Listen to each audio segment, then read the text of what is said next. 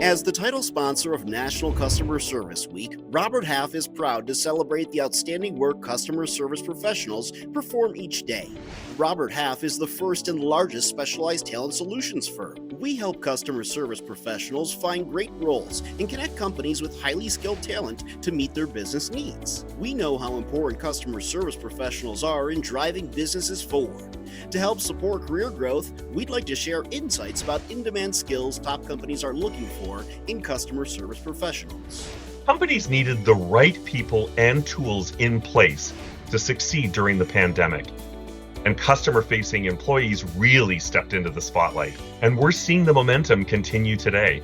As they look to further improve the client experience and boost productivity, companies are increasing their investment in cutting-edge CRM and customer service solutions. And it's not just technology. Companies also are investing more in employee training and professional development programs for customer service managers and individual contributors.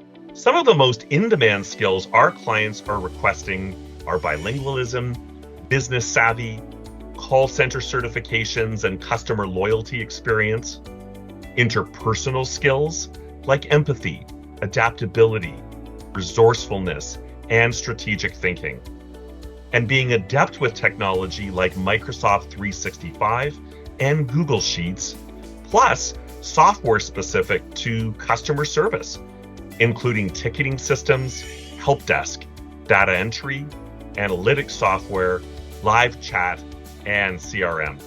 Customer service professionals have never been more essential for success. As we celebrate Customer Service Week, we recognize and thank you and your teams for your critical contributions all year round. For more insights, visit roberthalf.com.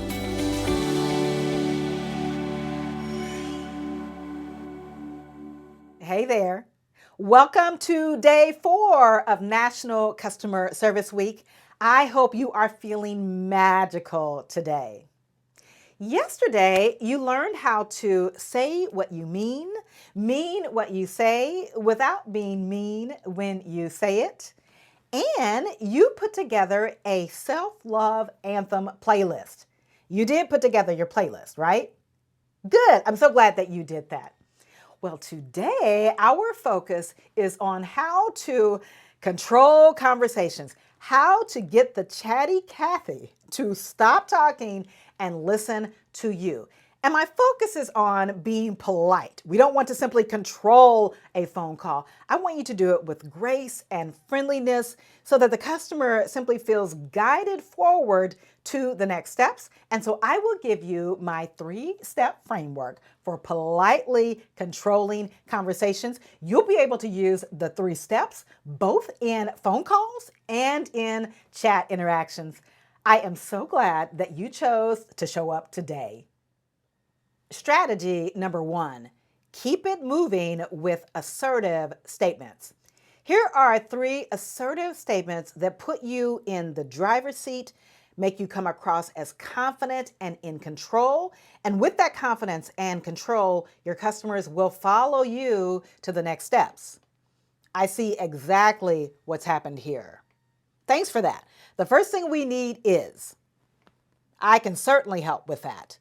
The first thing I need is, these statements show that you're in the know and you're ready to take the customer forward, and they will follow you.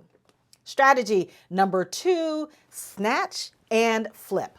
When your customer is venting, they're rambling, they're emotional, they're off topic, you know what you need to do to help them.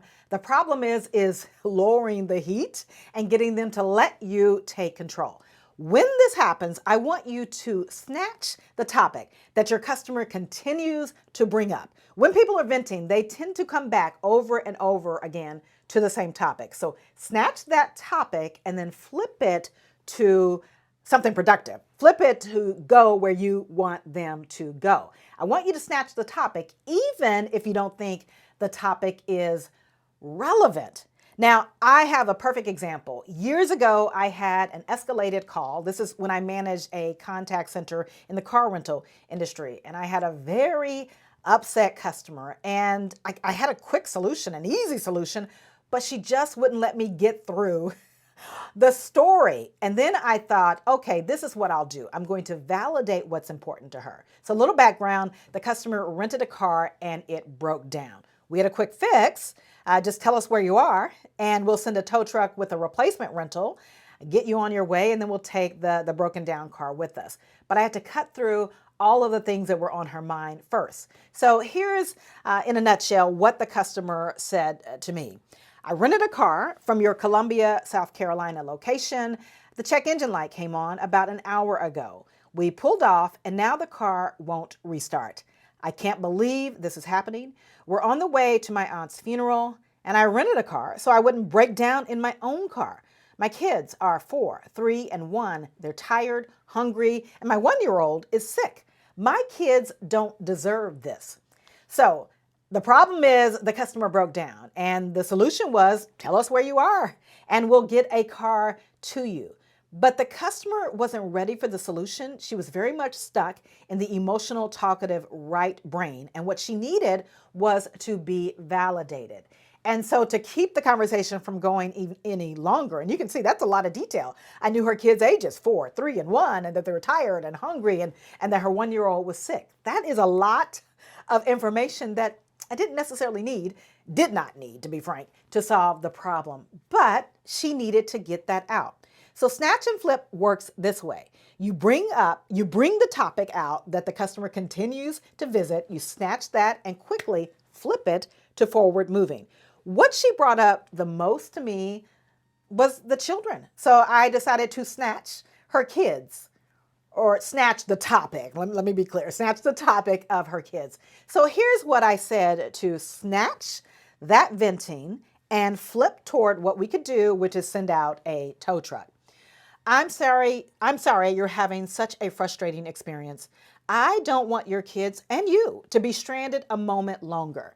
Let me get your exact location and we'll send a tow truck out with a new rental car and bring your rental car back with us. We'll reimburse you if you want to grab the kids something to eat. Just hang on to the receipts. Let's start with your rental agreement number. So you see what I did here?